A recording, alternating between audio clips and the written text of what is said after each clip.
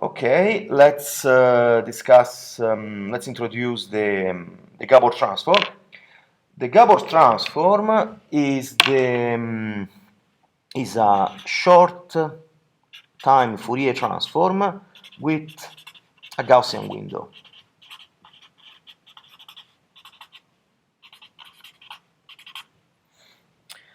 What does it mean this? And so let's pick up the window which is given by the Gaussian distribution. This is T. So Wt equal e to the minus alpha t square. Okay? So then we can, no, the Gabor transform is if we have a generic signal x of t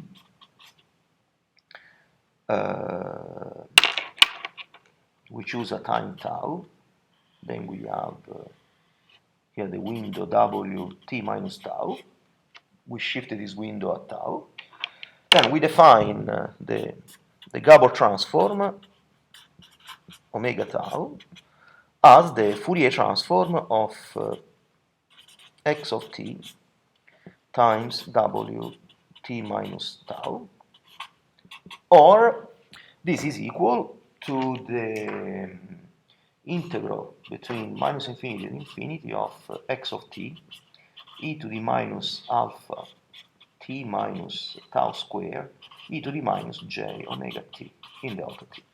And this is the definition, okay? So alpha plays the role of the window size, okay? But let's understand why. This is easy to understand it because if you remember the Gaussian distribution, the Gaussian PDF from statistics, this is given by,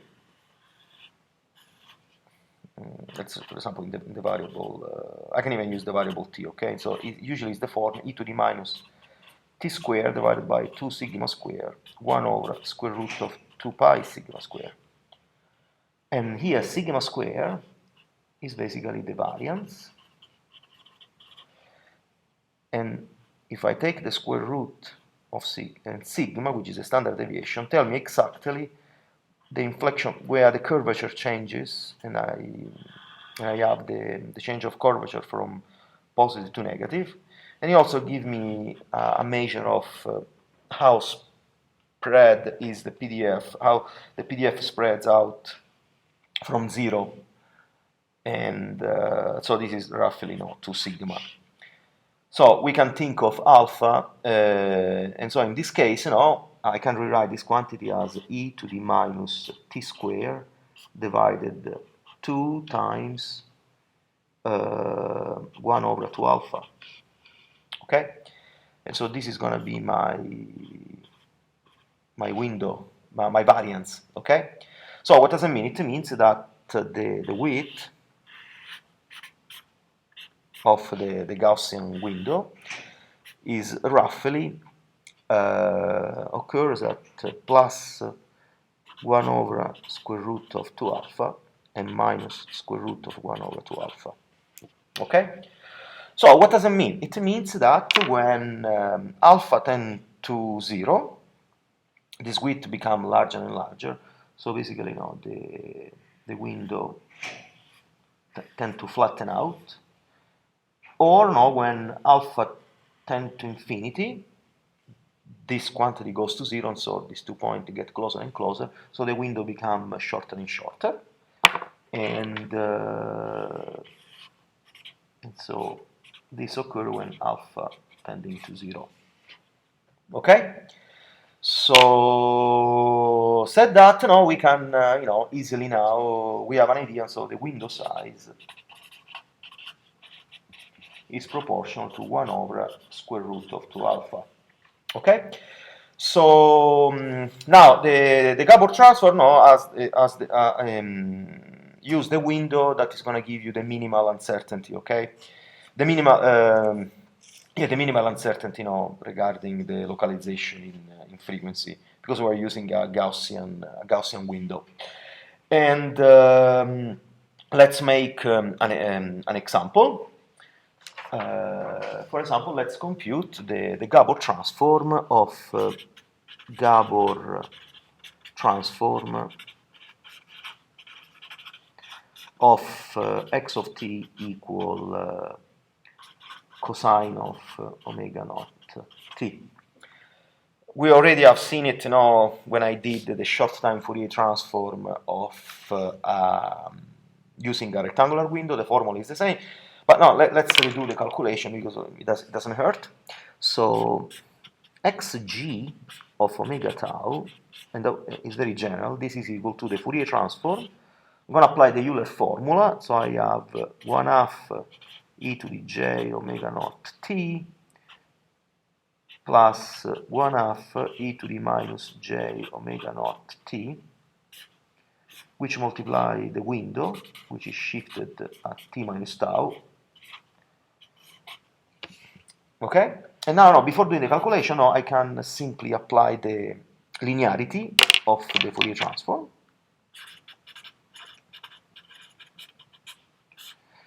And write this as 1/2 the Fourier transform of e to the j omega naught t times w t minus tau plus 1/2 the Fourier transform of e to the minus j omega naught t w t minus tau. Okay? Now I can also apply what? I then apply the modulation property, because I can write the Fourier transform of a function modulated by an exponential at a complex exponential that oscillates at omega naught is equal to 1/2 the Fourier transform of the shifted window computed at omega minus omega naught. And then I can do the same things for this, 1/2 Fourier transform of w t minus t naught computed at what? At omega plus omega naught. But now I can compute what is, in order to compute this Fourier transform, I can apply the property of the time shift. And this is equal to 1/2 e to the minus j omega tau, which is the shift, times the Fourier transform of wt. And all of this has to be computed at omega minus omega naught. And then I have the similar things here. 1/2, the same shift. And then I have the Fourier transform of the window. And all of this has to be computed at omega plus omega naught. Okay? So that's very nice. This is very general until now. And actually, let's do further simplifications. So we can call this basically W of omega, the capital W of omega. So the Gabor transform of xg of omega tau is equal to 1/2 e to the minus j omega minus omega naught tau times w omega minus omega naught plus 1/2 e to the minus j omega plus omega naught tau w of omega plus omega naught. That's a very nice result. It's general actually. It doesn't depend upon, it just is valid for any window. Okay? And we can now particularize it for the Gaussian window. And before doing that, I would like to compute the modulus square, the amplitude of the spectrum. And this is just some tedious algebra, but it's pretty straightforward because we have what? I have the amplitude square of this plus the amplitude square of that. Okay, because what I gotta do, I have to do xg times xg conjugate. Okay.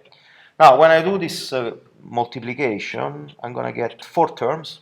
I have to do these two terms times the complex conjugate of the other two terms.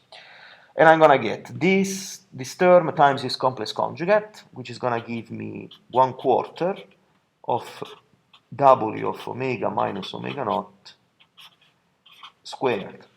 Then I have plus this times the complex conjugate of itself. It's going to give me 1/4 W of omega plus omega naught squared.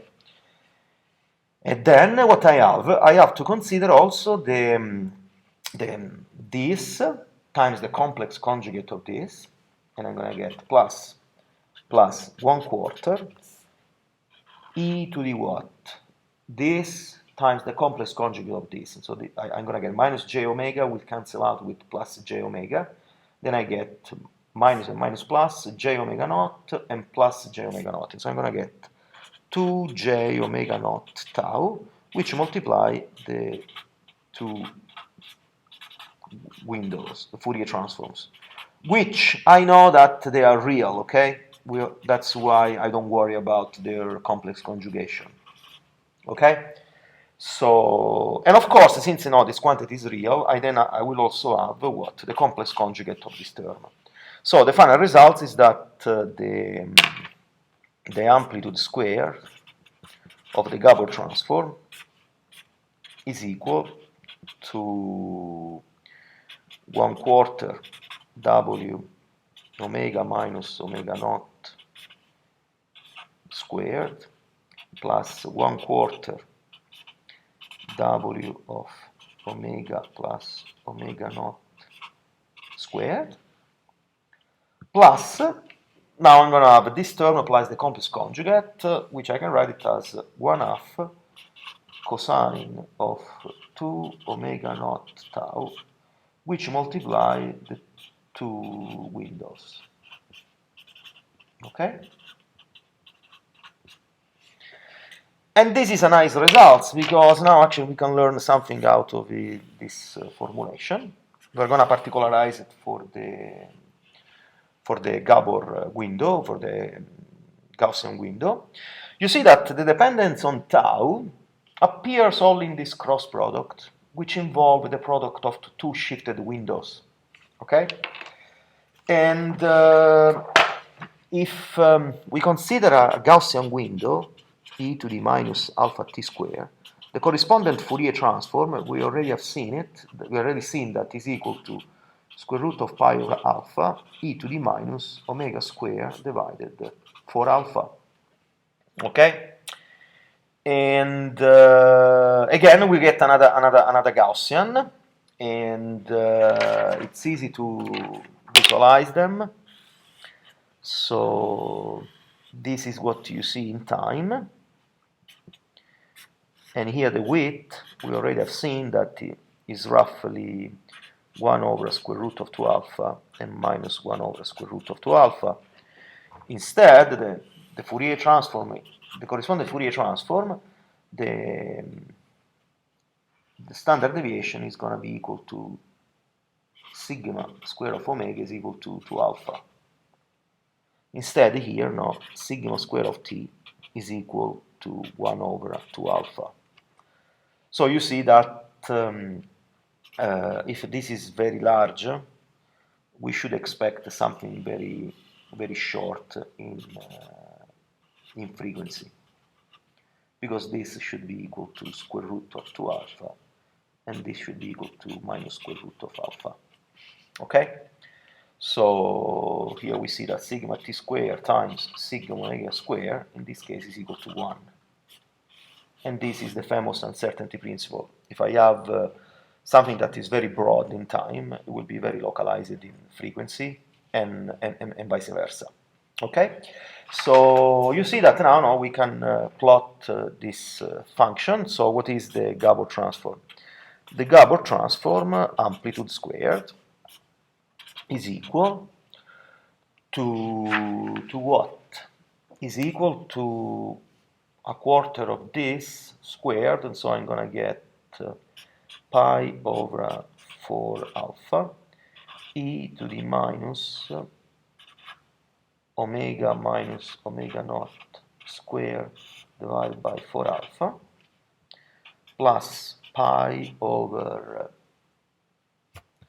4 alpha, the same term, but shifted at omega minus omega naught.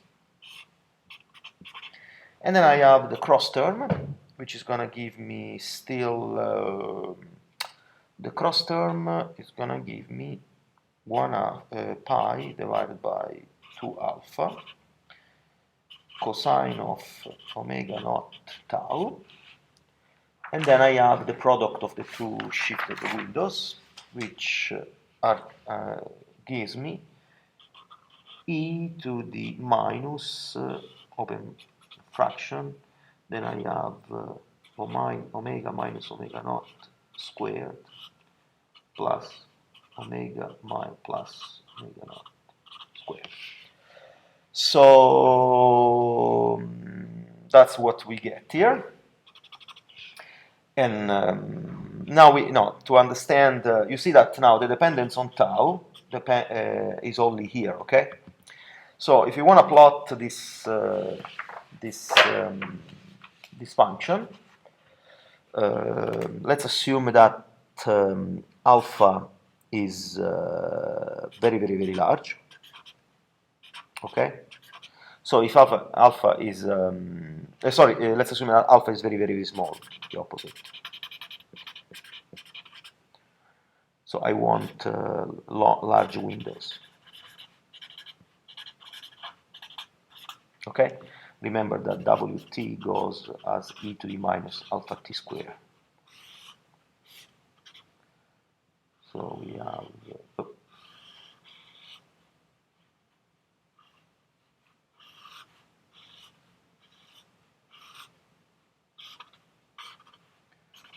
when alpha tends to 0, it will tend to a flat, to an infinite rectangular window. Okay, so if alpha is very small, that picture on the plot of the spectrum in omega looks like that. So this is minus omega naught plus omega naught. So we can see that the spread of each of these Gaussian is basically 2 alpha. So if alpha is very small, the spread is going to be very small, and the amplitude is proportional to pi over 4 alpha. And this is minus omega naught plus 2 alpha, and this is minus omega naught minus 2 alpha. And then I get the same here. I get the contribution from this side exponential. And that's what I would expect, okay? So the calculation, I mean, they are correct. And of course, now you see that the overlapping region between this, since omega alpha is very, very, very small, what happens is the overlapping regions, the overlapping region between these two exponentials, between these two Gaussian belts, the amplitude is very, very small. This, when I do this cross product, it doesn't contribute at all, okay? And that's where the time dependency is. So what does it mean? That as long as the tau, as long as alpha is very, very small, which means I have a very long window, at any time tau, I still observe this spectrum. Okay, so I can clearly identify, the two peaks at omega naught and minus omega naught, because I know that, if the window become extremely infinite, I'm going to get two delta functions. Okay, so what does it mean here? It means that we have our signal in time. Okay, and then actually, let me do blue.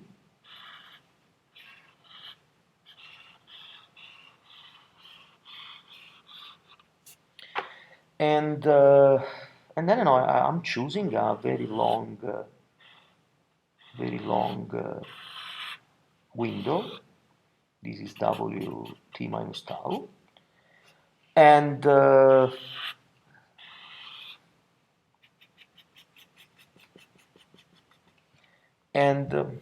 independent of where I move the window, I will always see enough. I have enough. The segment will be the segment of the signal that I see will be is long enough, to be able to identify the two peaks. Okay, wherever I move tau. Okay, but this is true only when alpha is very, very, very small. Okay, because of course, if I'm gonna do the same things, but with a very small alpha. Okay, then now I get some problems, because now let's assume that we have something like this. Okay, so now the window is very, very, very small. What's going to happen? That now alpha is very, very small. It's large. Okay, so these points will spread out, and the amplitude also is going to go down. So, and we're going to get, let's assume we're going to get something.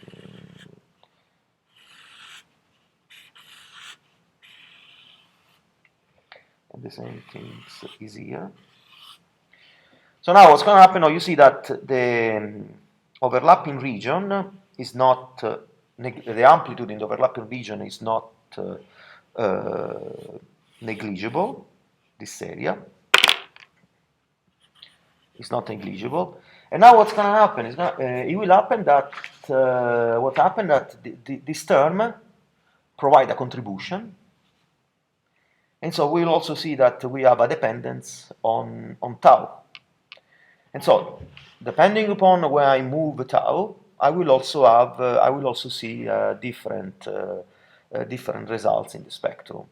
And what I see that now, when when the window is very short, I get a confused spectrum. Okay, and so I cannot anymore identify the two peaks.